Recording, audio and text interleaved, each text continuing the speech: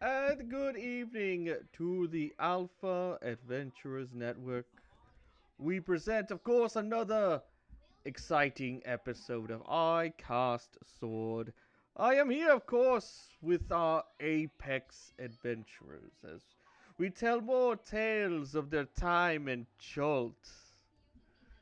And as we go, we will go to each of them and the best audience pick question that we must ask everyone is how do you feel about Thay? Oh, also I should add that the nation of Thay has sponsored this episode.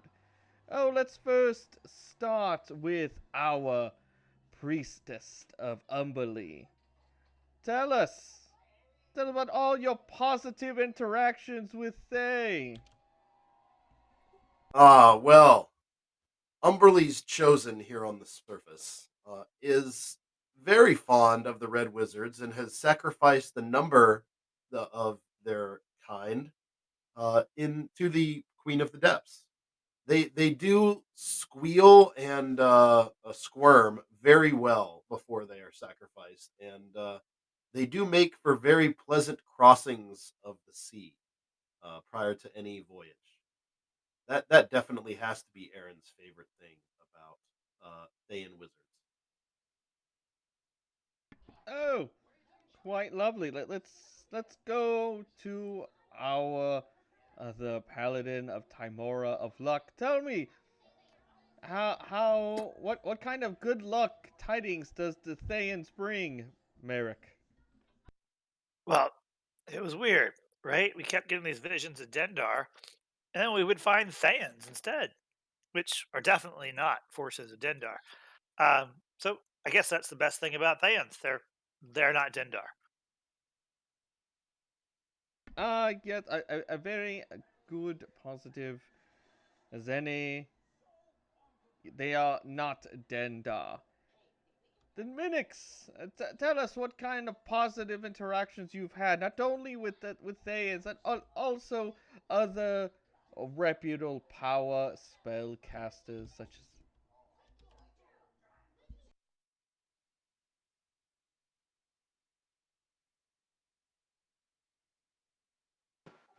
Great spellcasters, you say? Well, there is, of course, the 23 layers of the Undermountain and slaying every mage in existence, all the way down to the lowest level of the 23rd, where I quickly made use of Hallister as a living robe of eyes. I cut his out and put them into the robe and wore it around and then realized it might blind me, and I burned it in an eternal Aether fire. Oh, how quite an eye opener. And then Mika, of course, yes. Tell us what all your positive interactions with the Thayans. Oh, oh, the Thayans? Yeah, the people of Thea are great. Very, very friendly when they're not trying to kill you with meteors or trying to kill you and then turn you into undead or waiting for someone else to kill you and turn you into undead or have undead try to chase you and eat you and so that way they can turn you into undead. You know, they seem to do a lot with undead. Still haven't figured that one out. But besides all the killing and undeath and meteor swarms and obvious racism, they're great people. Uh, yes. Thank you, Captain Meepo. I was actually talking You're to welcome. Micah, but you know what? How well do you grovel to the Thayans? How much do they appreciate it as an extra question? Oh, Thayans really appreciate a good groveling. Yeah, it's almost as like they surround themselves with professional grovelers. Like they have these people with them in chains that just grovel before them constantly. If anything, Meepo could learn a few things about how to grovel before Thayans. Hopefully, Meepo doesn't. Chains don't look so good on Captain Meepo. Yes. I will admit, Thayan branded chains may or may not look good on you, Captain Meepo. Uh, Micah, yes, that Yes, yes. They do seem to be a bit misguided, I would say. They have a good a good passion to them, but it is sorely misdirected, and it is hopefully that we can change that direction to something more fruitful for everyone at hand. yes. Very good. And I don't know, has Aquinas joined us again? Last I was told he was on his way. He was running late. I will take his silence as not being available. But since before we go into Chult, the Danes have showcased a new product for us to try or to promote. It's called Butcher Box. It's for any budding necromancer. You just deliver quite tides in various tiers, and they send you every 5-10 day or so, and they bring you a box for any budding necromancer. Sometimes they'll start with just little bones for skeletons. Higher tiers, they'll send you parts to produce your own zombies. And if you do the higher tier, of course, they will provide you after a good few payments of about 300,000 gold pieces. They will grant you pieces to make your own golem. It is their own butcher box, but I guess for the butcher in you. Ah. Now then,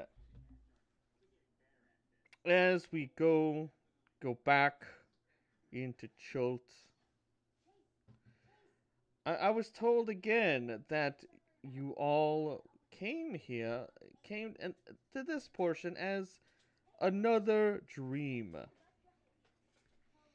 And I was told from that you all, according to the reports, you had this dream was mostly the same as the other ones, but there were just some slight variations. It's from here. It looks like it says that a flock of butterfly-winged goats flew through a pastel pink sky as you all each lounge on a beach under a purple sun. The street vendor you met yesterday is talking to you, but you couldn't quite make out what he was saying. You casually watched several tulips flocking in the water that laps at your toes. One of them dunks another cool water, and the bunch laugh as their friend comes out of the waves, water pouring between their petals. A bright light drew each of yours attention to the fact that several other events that each of you were sitting next to each other.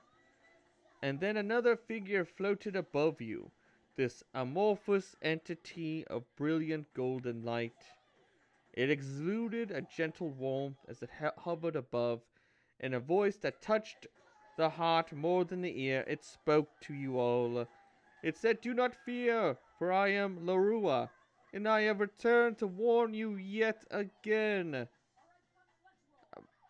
I will say, Captain Meepo, Mhm. I mean, at this point, how much is this annoying that every time these quests always came in the dreams? How was that? How did that make you feel compared to other kinds of traditional interactions? Hmm. Us- Very suspicious. Usually in dreams, Meepo's eating a jelly sandwich with bananas, and it's raining peppers in the sky. But people don't normally talk to Meepo in his dreams. So Meepo should fall back on his officer training and puff himself up into importance, stroll up to intimidate. and start groveling. Why are you here in Meeple's dreams? Has Meeple done something to offend you? Oh, great dream traveler! Please don't hurt Meepo in his dreams. He can't defend himself when he's unconscious. And Meepo just starts crying and groveling.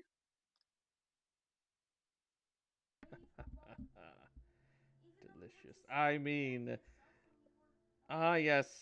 In other reports, you were told once again that the Soulmonger's fragments have scattered all around Chult, corrupting and warping this land. You've also heard of a group of red wizards of obviously not loyal to Thay. You were told through this dream that quest giver, in a sense, that they were absorbing these energy fragments into the opal pendants that each of you have gathered to empower this horrible ritual to open the iron doors beneath the peaks of flame to free Dendar, the Night Serpent, and Eater of Worlds. What I was told would enter Faerun, devour the sun, and end all life. Because they were under the belief that they would rule over a dark world of undead. And quite, I will say, in a quite change I didn't expect. Apparently, this entity begged you to intervene and stop the Thayans before they ended the world for all living things. I will have to say, Aaron, you are also a good judge of begging.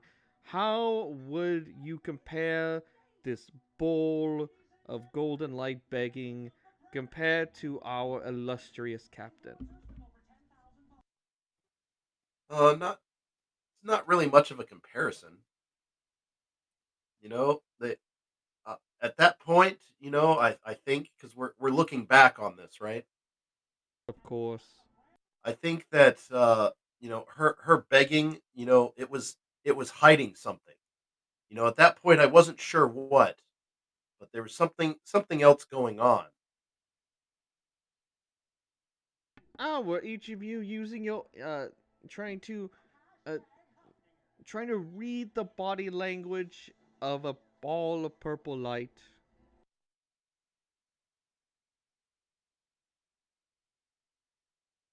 Yeah.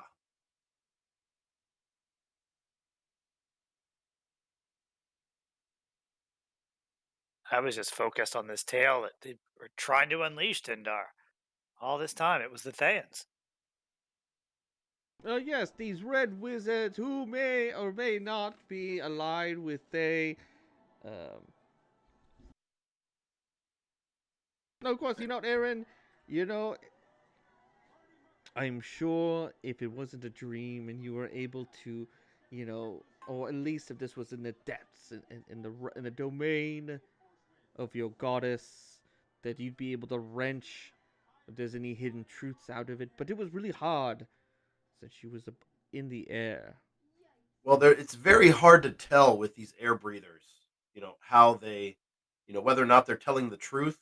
I usually like to call it the truth bubbles, that form as you're mouthing words underwater. Ah, yes.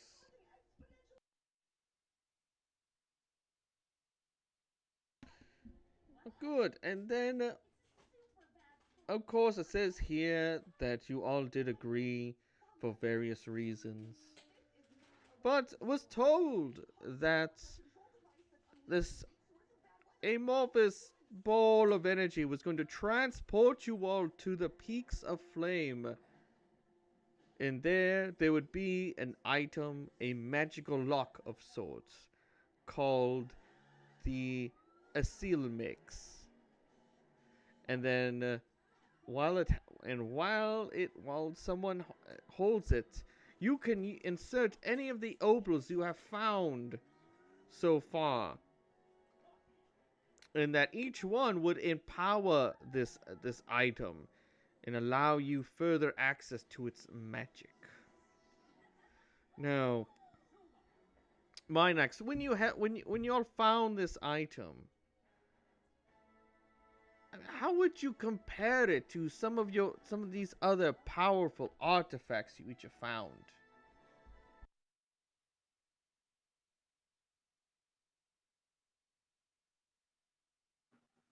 Well, there is no comparison to the ultimate weapon of the depths. Of course. I look at his weapon as I contemplate the question, and then I look over all of my stuff, and in a very like pompous attitude.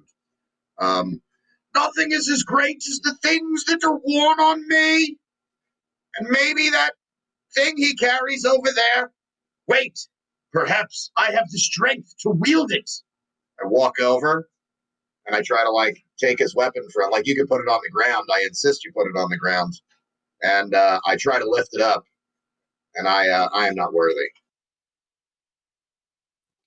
Wave refuses. I stand there with all of my might. I like feet down, like that entire scene where they're all drinking and they're trying to lift up Cap's hammer or Thor's hammer, and Cap lifts it slightly. Yeah, I'm not that guy.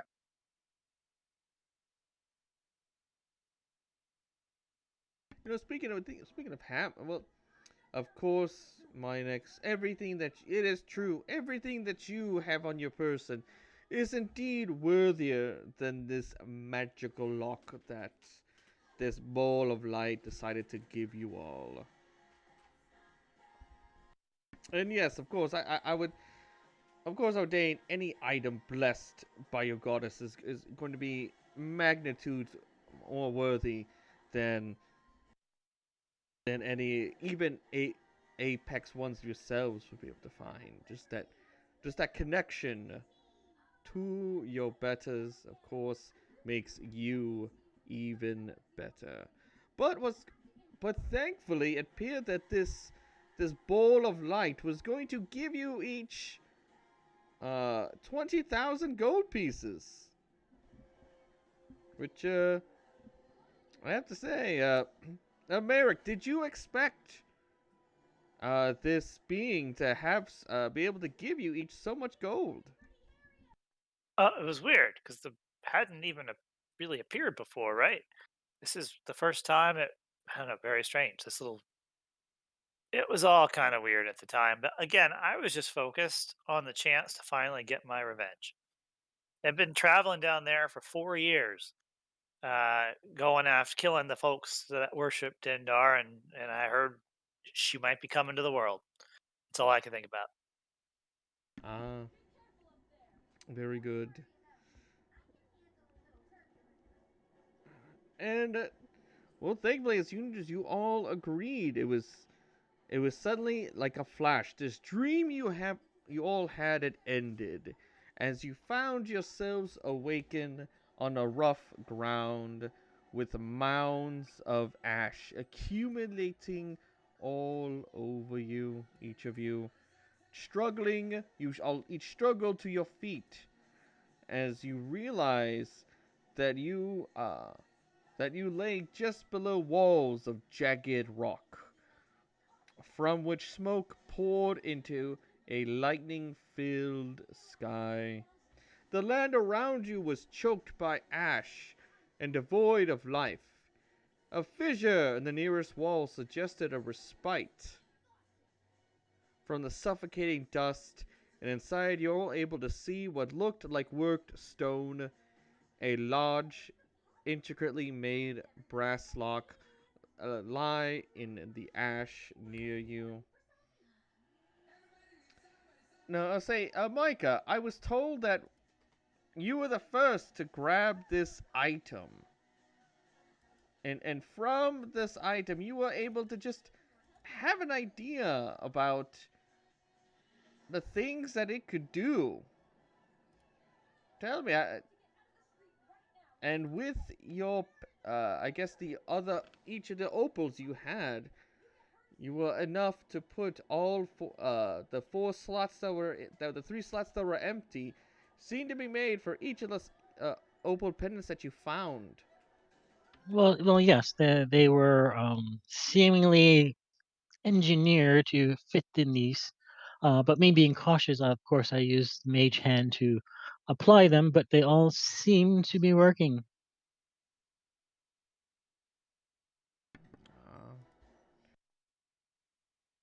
Uh, Very good. And were you the one that held it, or did you give it to someone else to um, use its magics? Well, I thought once they were in place that they would open, but if not, I would have stepped back and waited for someone that was of more stoutness to handle that.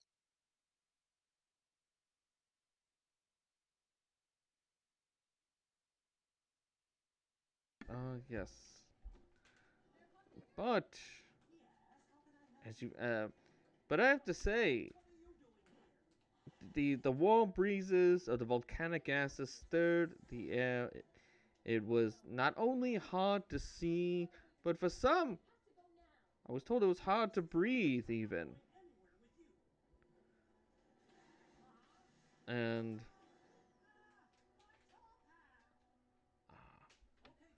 so, as you all, I guess, the five of you, I guess from this tale, you told me that Aquinas didn't actually make it.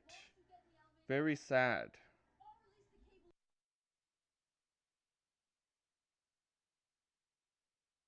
But missing your tracker, your ranger, you were able to go forth toward this obviously looks like entrance. Tell me, did each of you do anything before you tried to enter? Well, Mika, of course, would cast preparation spells on the party, making sure that they could breathe water if necessary. And I think without Aquintus, Merrick was our trap finder. I think that was right. It was weird. I hadn't done that in a while with Aquinas around. I was a bit rusty, if I remember right. But Aaron would go assist. Um, just making sure I'm not casting anything before we go inside. Mika also cast a couple of spells on himself as well. All right. Merrick went up with Aaron to this entrance to look to see if there was anything suspicious looking or any kind of obvious or non-obvious trap. Ah, and go ahead. I understand it was kind of an investigation as you were looking for these traps. Look if All there's right. anything interesting. And I believe Aaron was helping me.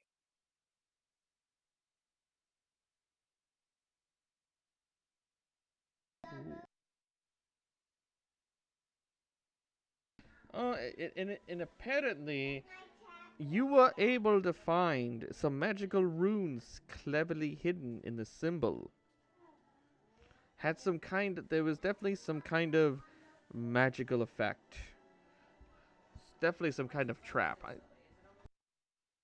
Did I remember pointing them out to Mika and Minix, and did the did it block the entire pathway? Yes, apparently it looks like it packed it. Um, what you could figure out, unless there was a way for you all to bypass it, maybe like all of you together teleporting, you felt like maybe there was some the suppressing the magic on that symbol might have been the best way to take care of it. Didn't someone use their magic stick? I think Mika tried. I don't remember if he was successful. Well, I think that Mika got a guidance beforehand, though, right? Well, yes, yes. What is the role for dispel magic? As I was told, you used your force of personality.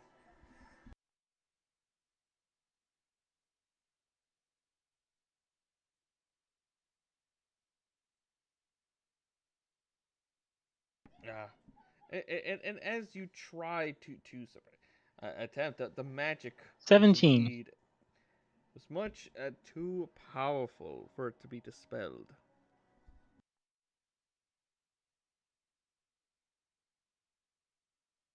I think I remember trying again. Of course.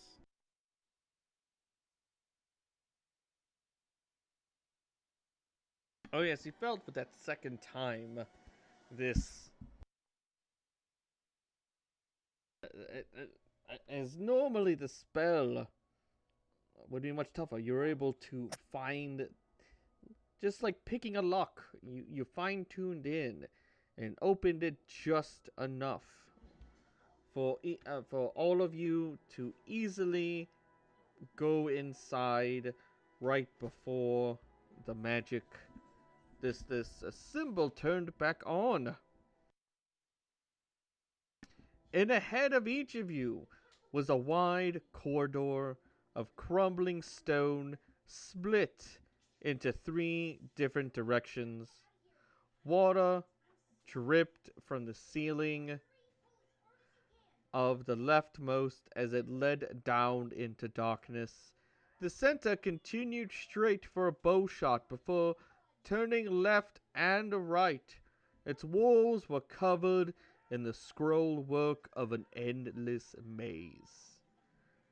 The corridor on the right angled upward, its walls smeared with ashes.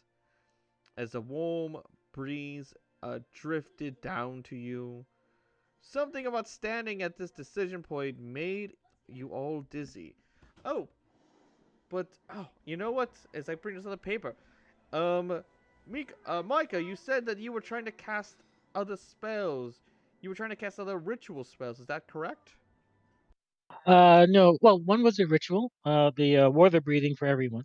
Oh, But one was a just my regular casting of foresight on myself. oh yes, and I remembered after that 10 minutes came, each of you had to try to see how much you can keep that constitution as the ash that was raining around was threatening to suffocate each of you.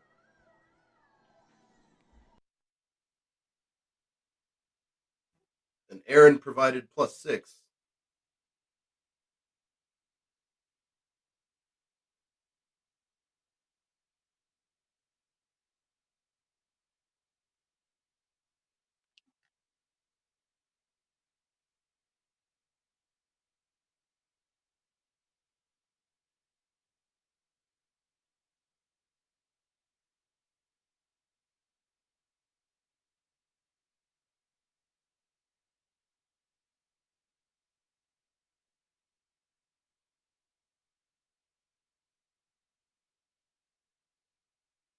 And then Minix, how did you fare compared to everyone else in the group?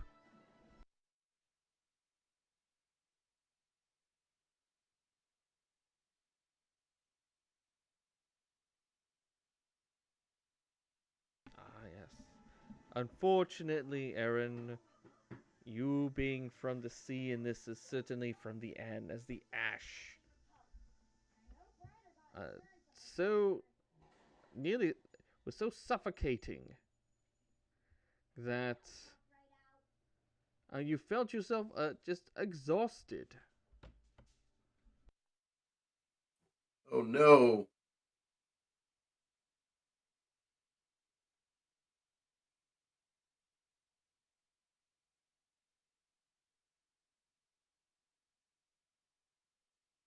Oh, but yes, and then as you all were able to go forward into this maze,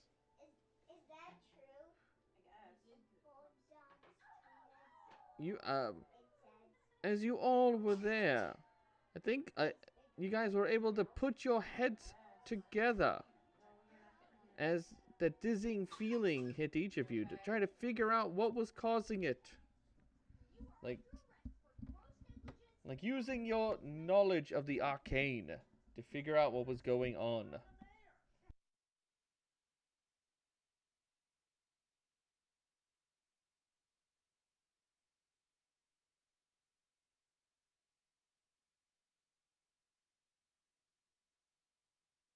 Arcane's the only option. Yes, but thankfully, Merrick was able to decide, and as well, Aaron. This is a familiar a feeling once you past the volcanic ash and into this maze. You realize that all of you has stepped through a planar gate.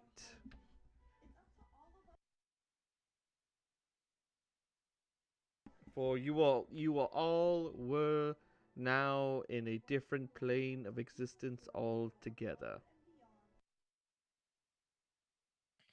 Meepo's on a plane? Whee! Flying Meepo!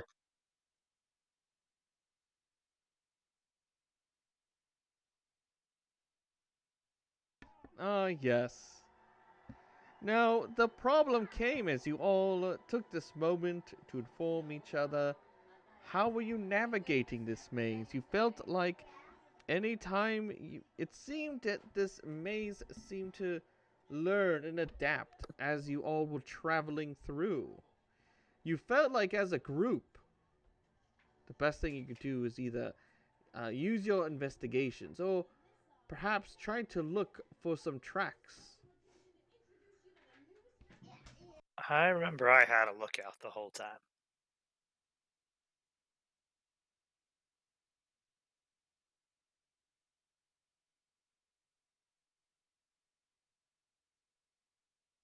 Oh yes, and as a group, what did each of you contribute to try to navigate through this maze?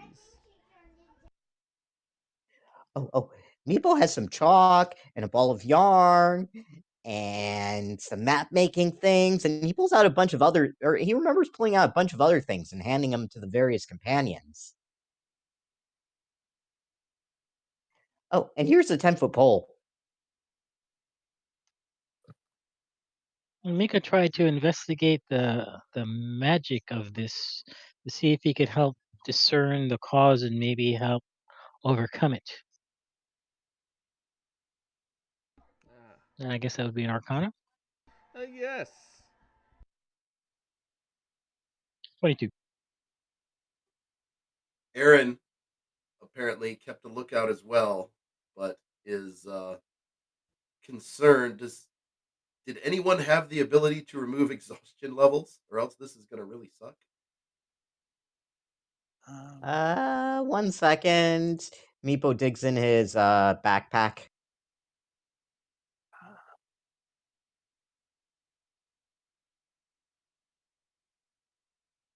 He throws a couple of fish, a bag of flour, fishing hooks,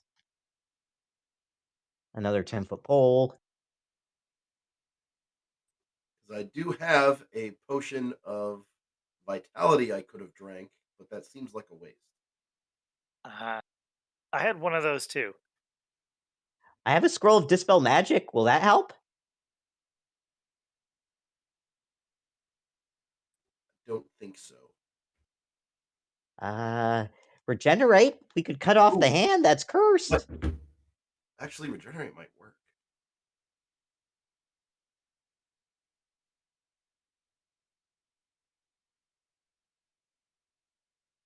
Oh, so you took a moment to mutilate yourself to in order to bypass this exhaustion. That is quite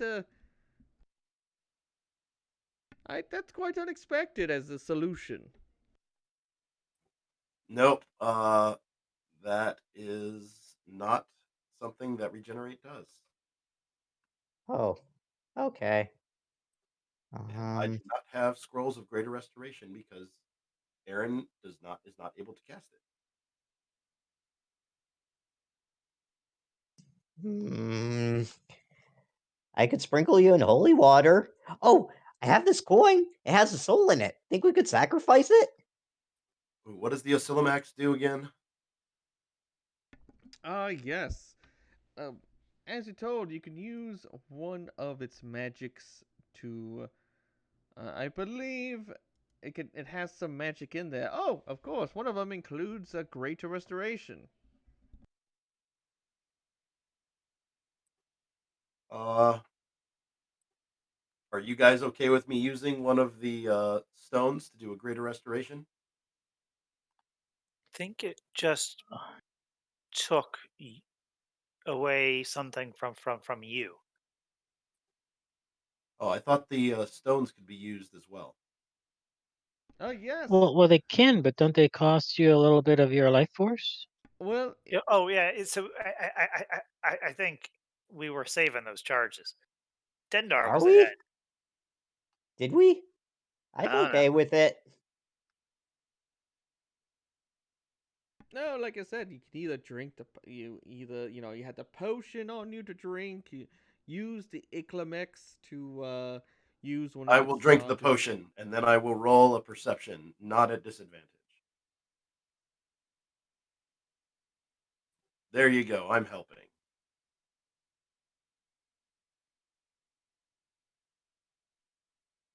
Of course. Uh, I could have given you a guidance since you can't guide yourself with that, right? Oh, unfortunately, with when you were navigating each, it wasn't something. It was Well, Ah, quite okay, a matter I of think time. I Minix, believe it was like an hour or so of searching. got you. I think Minix and Meepo haven't assisted. Oh, Meepo will roll a number. Let's see. Doo doo doo.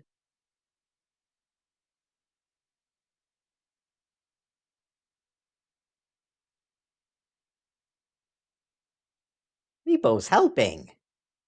Meepo is helping. And what about Minex? Did you use your superior investigation? Were you perceptive, or was it using your knowledge of the land to help the group navigate through this?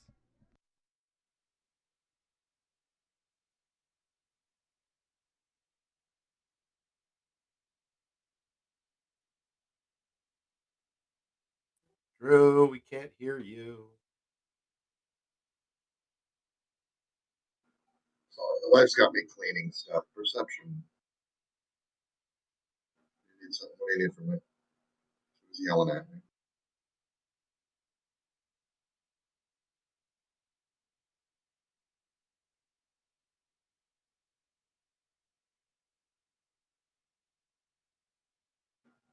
You guys not hear me? Yes, we can hear you, Minex. You were telling us how you were assisting with this maze using, you said, your perception.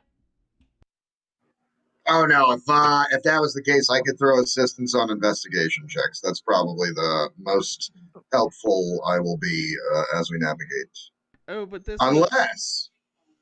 Unless you'd like me to just take out my arcane eye, and then I'm going to take out Twix, and I'm going to say scan the whole floor. Oh, well, how this maze, it's an adaptive maze, so unfortunately, using your eye, anything like that, would unfortunately give you maybe a good 5 seconds of where it met before the maze seemingly shifted on its own. So it seemed to encourage each of you to assist with either using like your knowledge of survival of the land, using investigation, or your perception, your own little individual contribution to the 401k of pain. Well, Twix will be up and running anywhere. I think my range is 100. If memory serves me correctly. So I will have him as like advanced scout. He will go around corners and turn his eye stalk and see things prior to that. But I will be able to. He can provide perception to anybody that needs the assistance, and I personally can do investigations when we need to. Oh, yes, go ahead and give us that investigation. Certainly.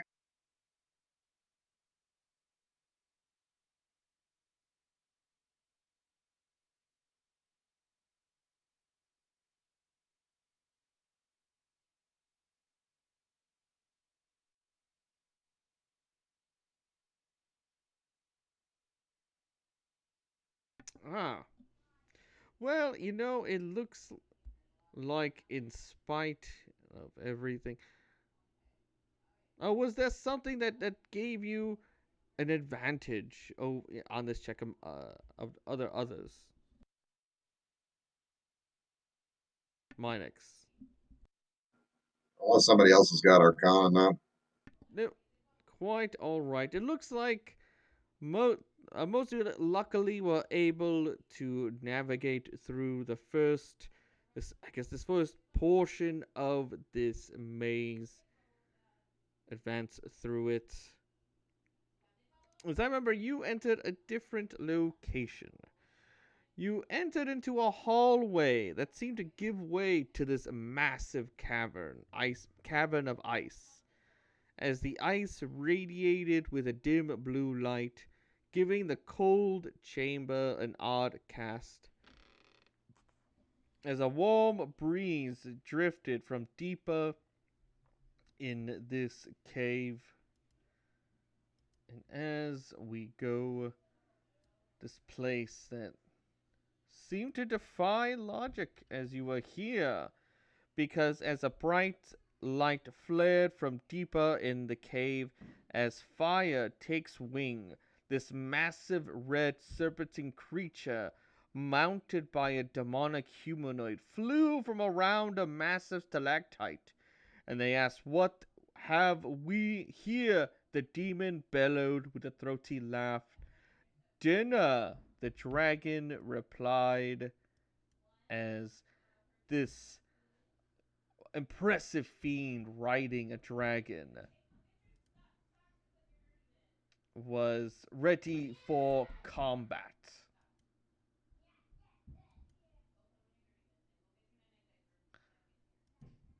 And how did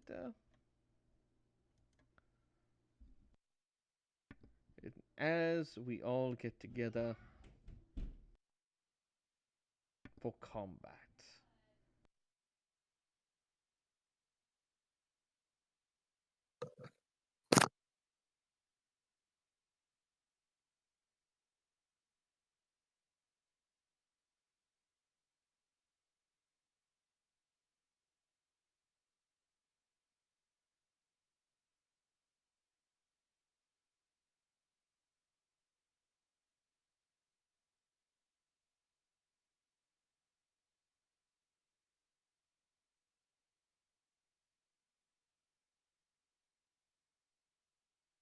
And then Minox.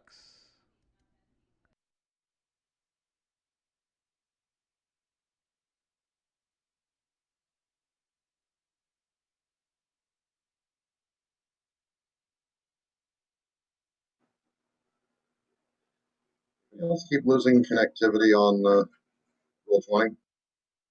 Oh, that's unfortunate, but it looks like if you want to go ahead, as long as you have as long as you are stable, to roll your initiative.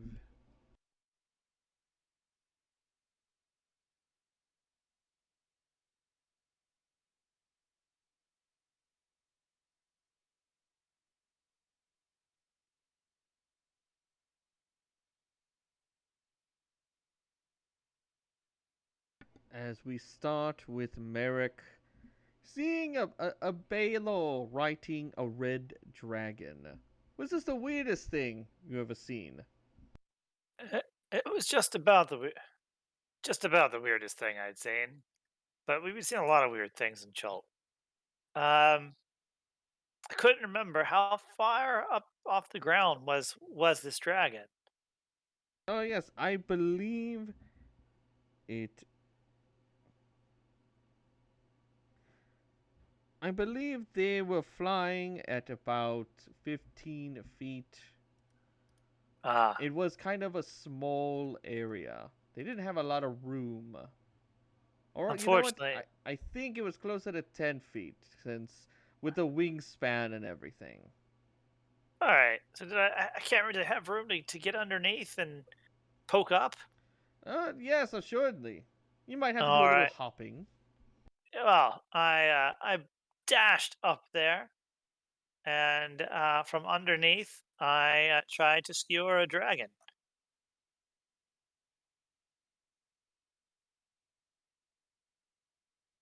And then I hopped up, swung again, and looked up with a smile on my face, and that was all I did.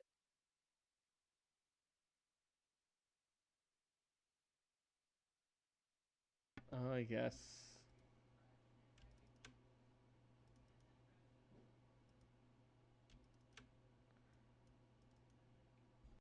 And then Aaron.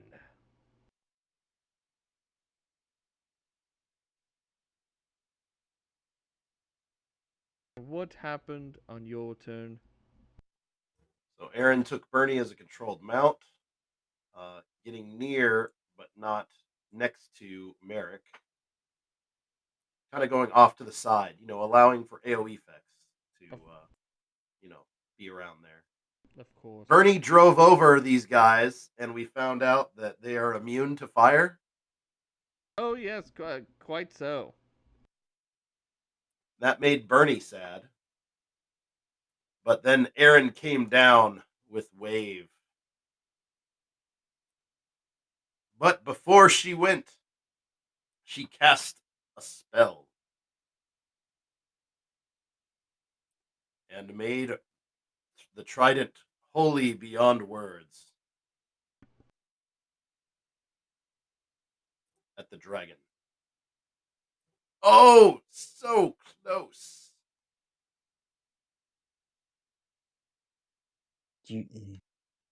For a grand total of 41 on the first hit.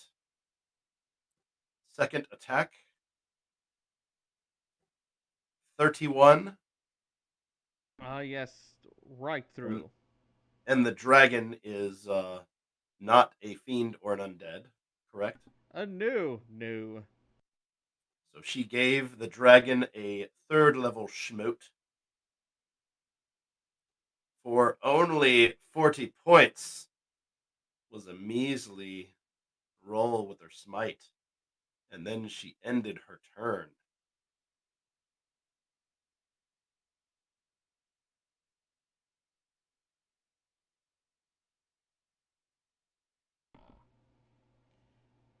And actually, and I forgot that while each of you was stabbing the dragon, the Baylor had this aura of fire that, although you weren't exactly attacking, you know, you felt that it was very hot to the touch as you got close to it. But fortune favors the bold. Micah or Mika. Mika is the preferred pronunciation, but either one is fine. Um, which one are we concentrating on? The dragon first? Is that what I am seeing? Of course, the dragon. Well, then the dragon will get some blastage.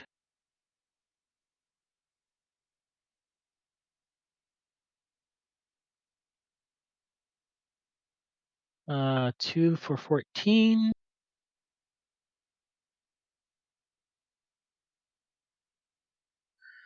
$29 force.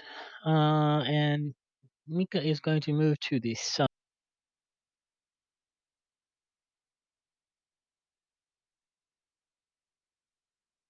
And I believe that was all that Mika did that turn.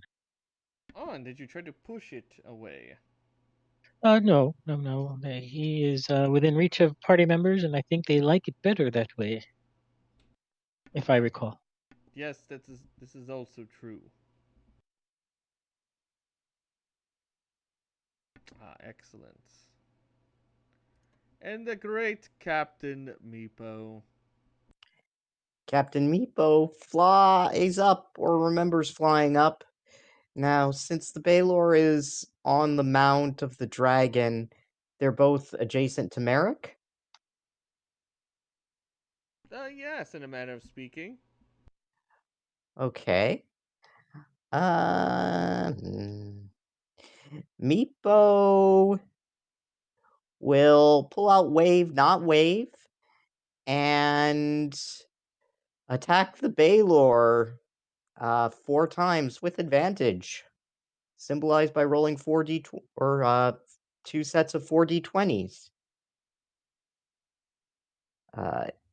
I'll separate out the first set being the non-advantage and the second set being the advantage, so we can see them vertically. Of course. Okay. Meepo will action surge. Ooh, you get a 1 reroll. Ooh. Okay.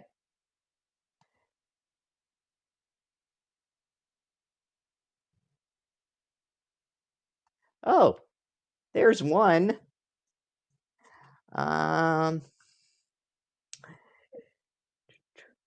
So the Baylor loses half their hit points. How much what's the AC of the Baylor? Oh, it's you are easily able to hit it with your critical. Okay. But would a 22 hit? Of course, very strong. Very Oh, strong blow. 20 would a 20 hit? Yes. Oh. Meepo is surprised that a 20 would hit. Let's see. That would mean he actually hit a few times as well. So 1, 2, 3, 4, 5, 6, and a critical.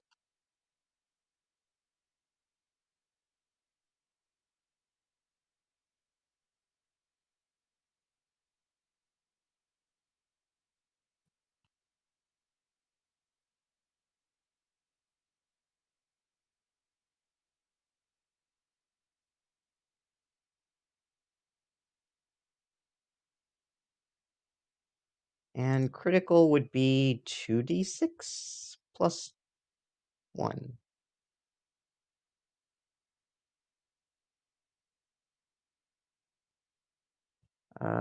So add 10 more. Or, yeah. You're not adding the +3 for the weapon. I am. I have a -2 strength penalty. Oh.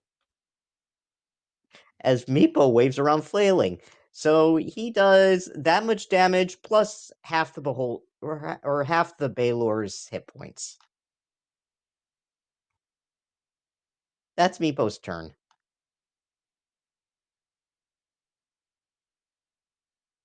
Yeah, so you hit a total of 5 times, that correct? And one of them astoundingly lethal.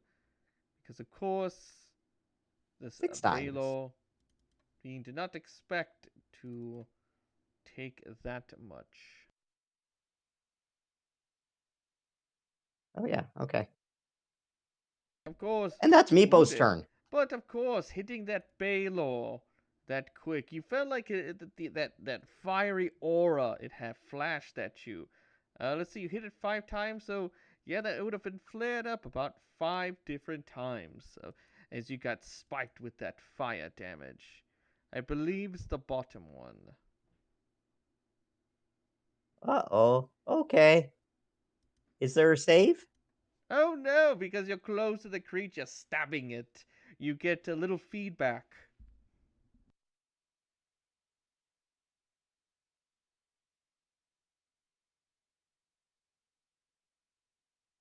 $58 damage. Oh, hot. Yes, hot, hot indeed.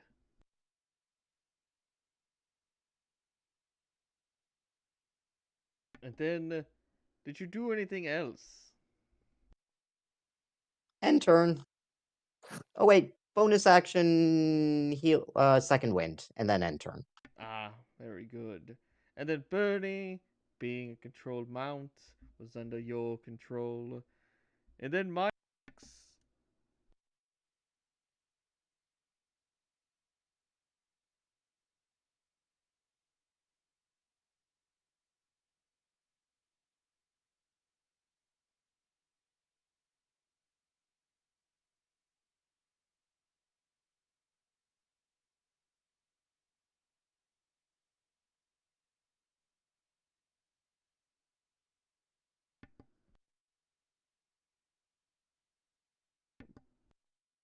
And my next, if you are here, it is. Ah, obviously, Minex distracted in the basking in the awe of this creature. So I would say, it's safe to say, looking at this creature, amazed by it. Only 16 was no good. We did not hear you if you were speaking.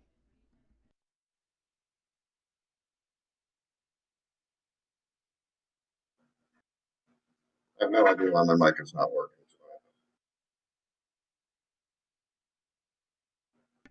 Check. Go ahead. Did you say that I am under the frightful presence of 16 didn't pass? I didn't say anything about that. The only thing that happened at that point was the Captain Meepo getting licked by the feedback flames from the Baylor, and then it was your turn. I will slide my position over and back to line up a lightning bolt.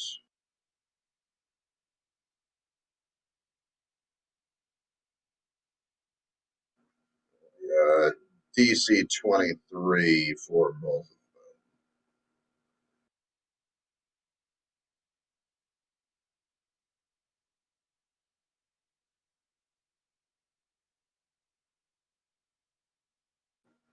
That'll obviously be getting upcast at 7th level out of the staff.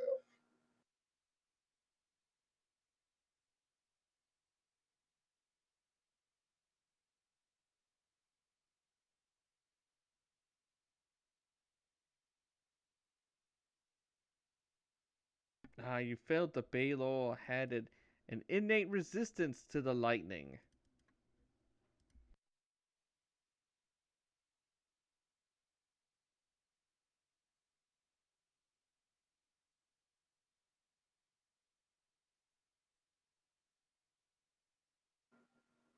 That would be the full for the 7th level spell. And then the dragon. Yes. Boo!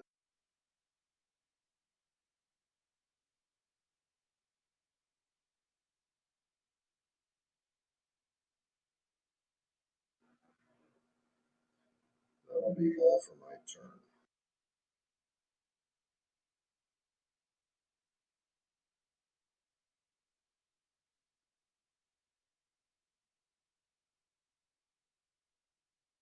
Okay, did you do anything else, Minex? No, no bonus action, no free action, just some movement in the lightning bolt, and I pass my turn. The Baylor's turn.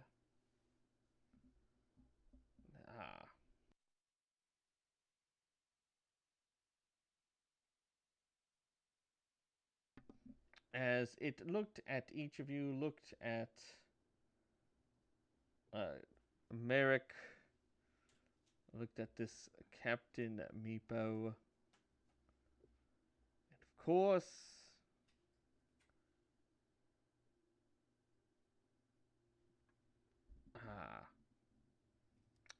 the Baylor looked towards Captain Meepo and brought out the whip. Not the whip. Oh, yes, the whip. Oh, curse so close, but couldn't quite get it. And for his insolence for striking Captain Meepo, Aaron, because Captain Meepo does not have Sentinel, Captain Meepo doesn't have Sentinel. Aaron attacked with the Weapon of the Depths in retaliation. So close.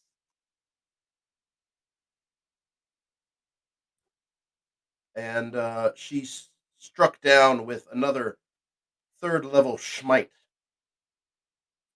for a total of 56 points of piercing and radiant.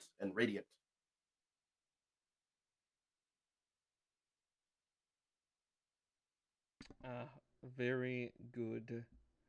Looks like it was on its ropes. Then, of course, almost as it tried to defy its incoming death, it tried to reach out with its blade towards Captain Meepo just one last time. Oh, I think that was a solid hit on Captain Meepo. Eep. Unfortunately, did not critically get you, but you got slashed and you taste the lick of that lightning.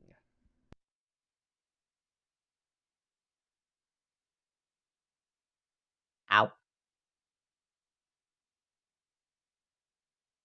And then afterwards, of course, there was the dragon. As the dragon roared, being protected in the presence of Umberlee's chosen. Those Oh, with them were not affected. The Baylor dealt 6 more points to Captain Meepo. Oh, yes. Ow. Being in the majestic aura of Umberlee. But those that were away from the aura, move in the back. Micah and Minex, please. How wise were you to resist those effects of fear? Fear? I always fear big dragons, but let's see. Wisdom? Yes. 26. Able to shake it off. And then Minex, were you able to resist the fear of the dragon as well?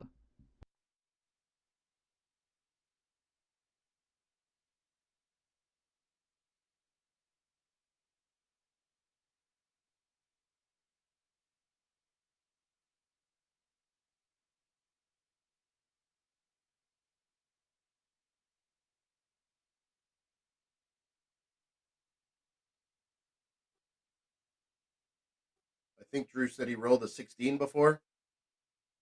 I believe so, but that wouldn't have been enough. I think at that point he would have been feared by the dragon. Was he in the aura at that time, or did it just happen? No, it just happened after Minex left the warm embrace of the chosen of Umberlee.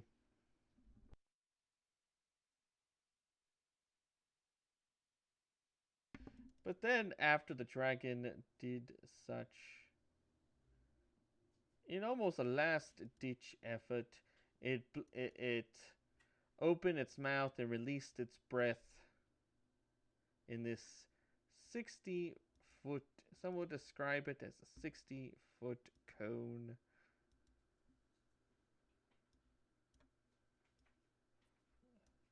The dragon can do frightful presence and breathe in the same turn.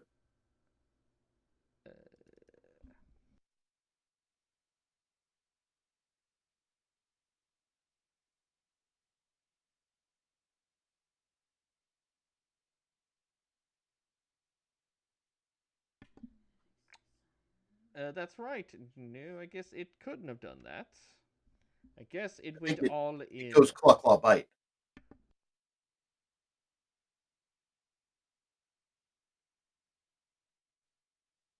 Yes, I believe on poor Captain Meepo using the claw, and bite. Meep.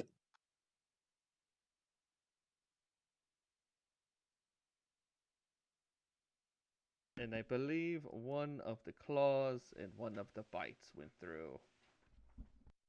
Okay.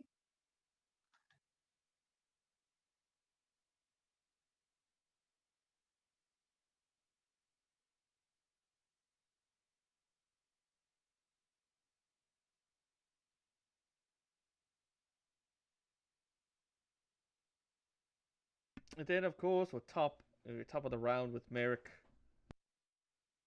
Merrick took another swing at that dragon and smited it a little bit.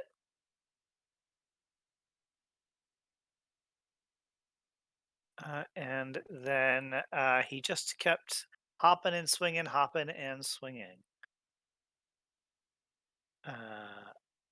For what some may call 72 points of damage.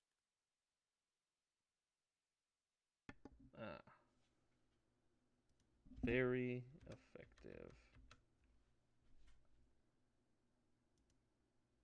And that was it. And I remembered I did bad math, and it was 77 points of damage.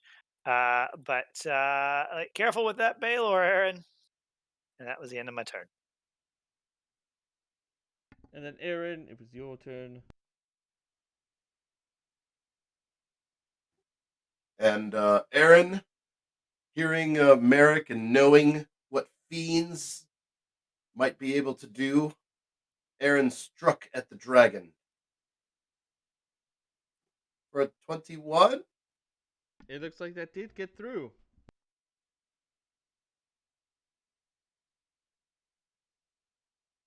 For 40 points. And how was this dragon of nightmares slain? Aaron smote his ruin, seeing the Baylor fall to the ground.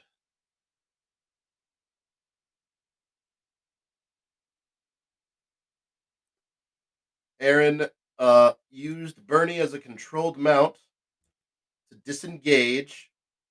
Aaron reached down and snatched up Captain Meepo after holstering Wave with her item interaction. Meep. Oh, here we go again. Is it contested, Meepo? No, Meeple kind of goes limp as you grab him by the scruff of his neck and kind of dangles there. And then Bernie, having withdrawn as his action, will get a little out of the range. And trusting that Merrick is good. End of turn.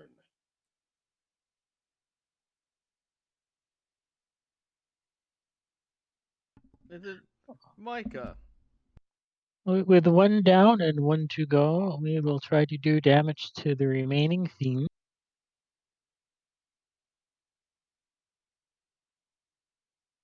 Move forward just a wee bit and lay into it.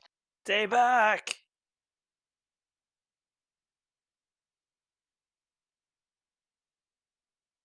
Well, I already moved, so I have to do the other three.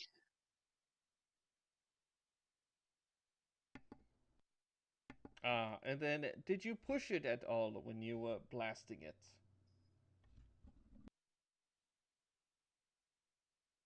There is nowhere to push it at this angle. And after the second, and as it was coming back in its death throes, it exploded.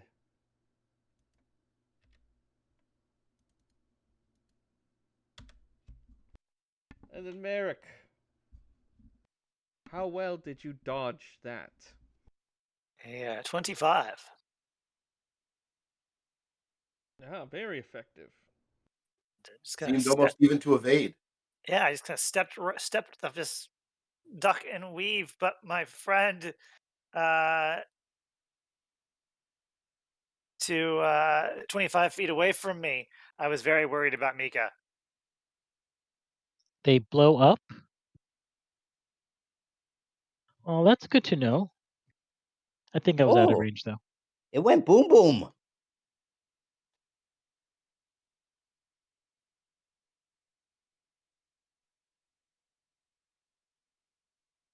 And yes, and boom, boom, it did.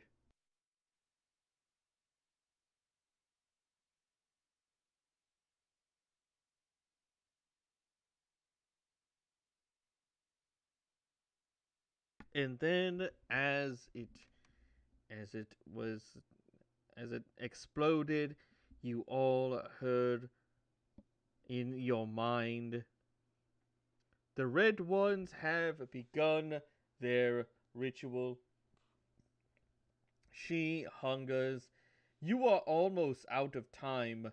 Soon your world will end, and then the demon, as well as the dragon, turned into a black fog and blew away. Oh no. Does that mean we can't take a short rest?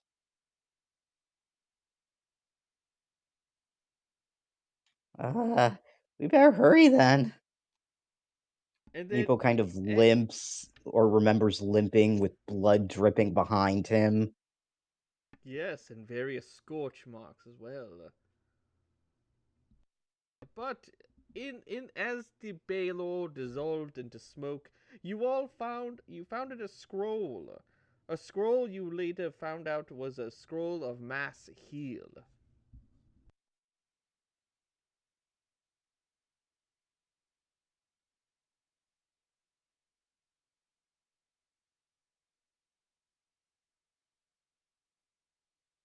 And then as you all were finished that portion of the puzzle, you all realized that you again had to navigate this maze once more. It seemed to twist and turn, and again you had to rely on each other, taking such a long time. Almost felt like it felt like hours, or it could have been minutes. It was hard to tell with time, but yes, using your perception, your investigative minds, or even your knowledge of the land, how to survive on it.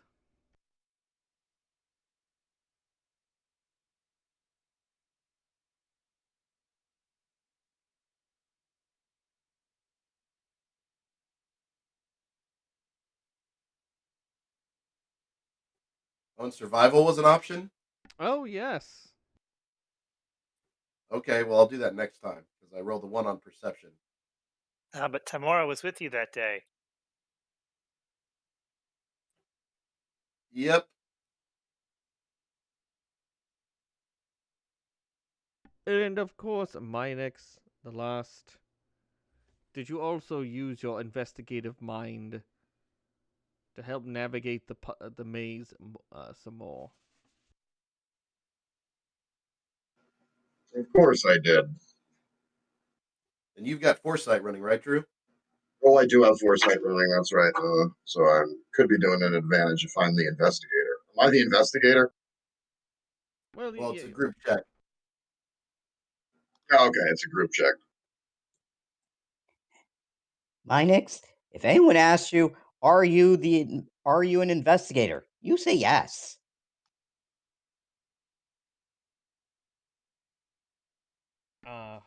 Yes.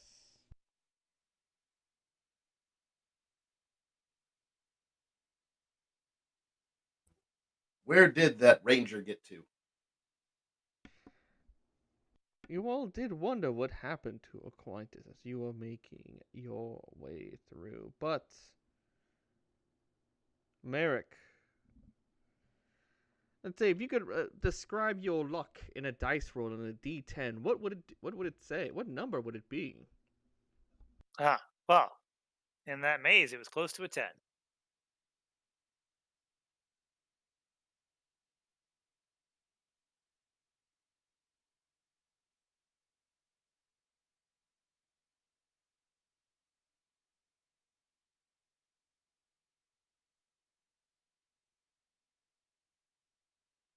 As more nightmares persisted, though you were able from going from that portion, you found another part of this maze.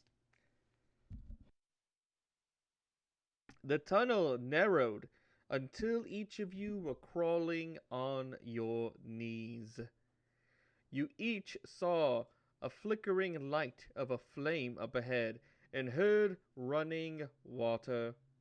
A passageway opened into a small cave where you saw a scrawny Chilton man wearing a leopard skin attending a campfire next to a small waterfall that drained into a nearby pool.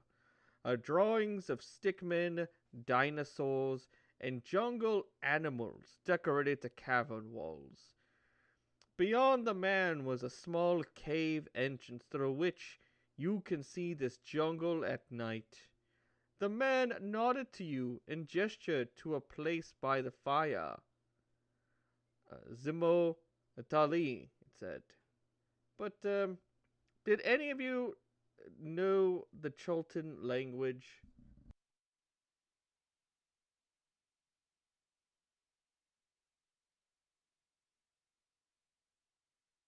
Amika does not.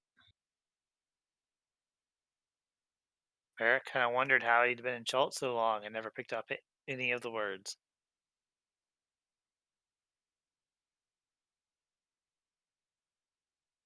It took a moment looking at this quizzical look of each of you then, and actually switched to common. And said, well, I have a story to tell you. If you will, which, it might be good if you listened. Take some time. And said, in the Blue Age, before men walked the jungle, the Dawn Titans argued with those who would call themselves gods, and the arguments threatened to destroy the world. One of the Titans stood apart, content to marvel in the beauty of the jungle and new life he created there. He was called Ubtao. Ubtao worried. His sister Dendar threatened to consume the sun from the sky, an act he knew would destroy his beloved jungle and the lizard creatures he created there. And so Ubtao went to his sister and offered his aid. He would hide her in his jungle while she rested and recovered from her wounds before she would rise up to eat the sun, and the elder gods might try to stop her. While Dendar rested, Ubtao showed his true colors as the deceiver and sealed her behind a set of magical iron doors in the Fugue Plain, and built a maze to keep her trapped within. For his deception and betrayal, the elder gods gave Chult to Ubtao and said they would never come there again. Confident in dominion over the jungle, Ubtao dispersed his essence through thousands of nature spirits so that he could forever be with his beloved jungle.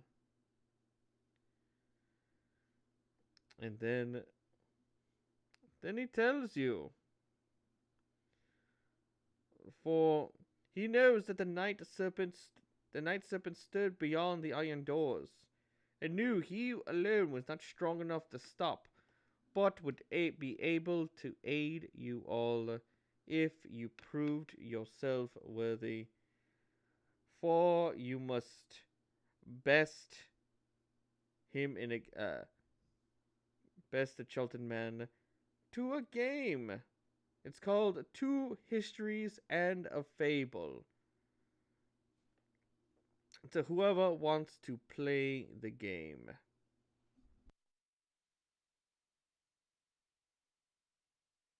2 histories and a favor? A fable. Hmm. Nicholas was never very strong in history, so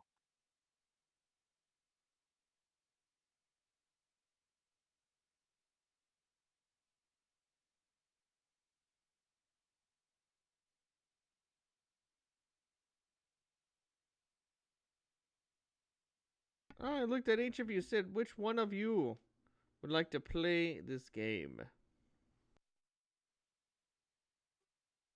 If no one else will, Erin will volunteer. But I think there are others that are more insightful than her.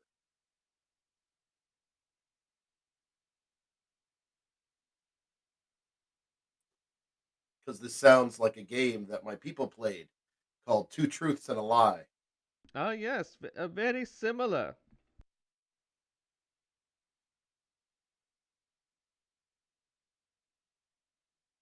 And looking, does not see. It said, you, chosen of Umberly, we will play this game.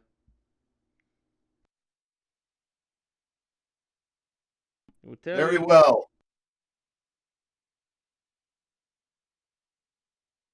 And as a Chilton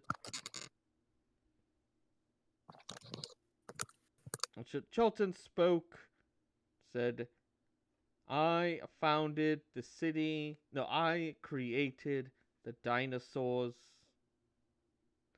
During the time of troubles, I took the form of a Tyrannosaurus Rex.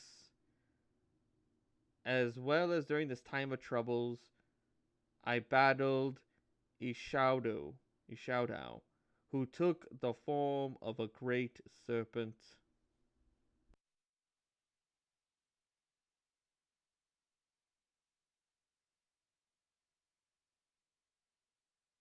Well, Erin contemplates this and does a religion check to know what she knows about Ubtao. Of course.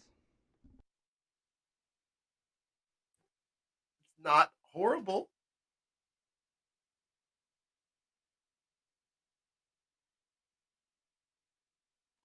I know Oobtao like dinosaurs.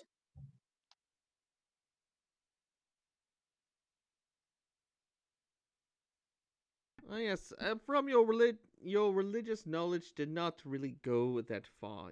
Yes, as Captain Meepo stated, it did have an affinity for dinosaurs, but that's the only thing that comes to mind.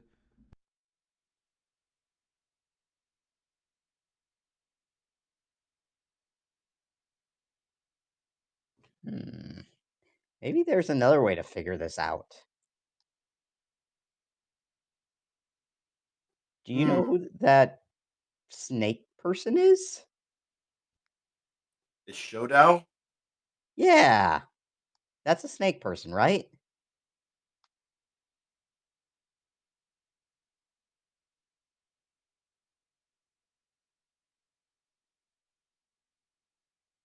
That's who we're fighting, right? I think it's Ubtao. Well, then I will just depend on my insight to try to tell the fable from the history. Wow. We're fighting Oobtao? Captain Meeple looks very confused and concerned at the person in front of him. No, of course you are. Merrick, why don't you bring insight in this? Who are you here to slay? Well, we're here to stop Dindar from getting into the world. But I couldn't figure out that story. I thought we were here to fight a serpent named Oobtao. Dindar is the night serpent. Ubtao apparently is her enemy. well, Ooptao is on this magic stick here, but I don't know anything about him. Well, I guess. Oobtao likes dinosaurs. Yeah, Ubtao likes dinosaurs, so I guess we go with that. and say the dinosaurs are true and whoever that other person was is not? Hmm. And then the Chilton man offered you a smile and said, "Ah, my friend, you may have the wit to see through the nightmares of the eater of the world. You may yet have a chance." And suddenly, without a word, he reached forth with a glowing hand and plunged it into your chest, gripping your heart. Aaron, the Oh agony no! was Erin intense. failed, and this is the punishment! Someone save her! And I believe it said Kalima as the agony was intense, as your whole body began to glow so brightly it even blinded you. But the light faded and your sight returned. The Chilton man was gone, but your skin gl- uh, had a certain radiance to it, which I'm sure is perfectly fine.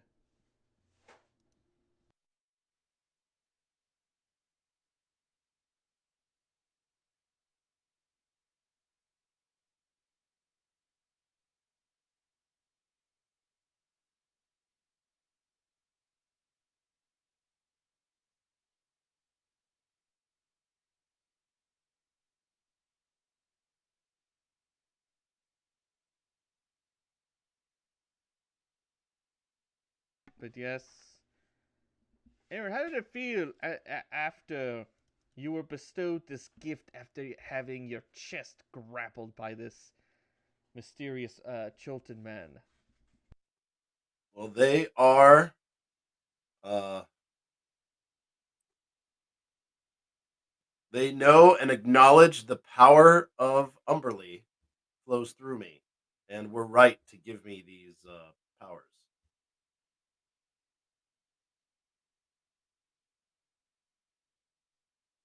Quick, someone give Erin medical attention! She just had a hand shoved through her heart! She looks pretty all right to me. But she's all glowy now! Meepo runs around panicking. Someone save Erin!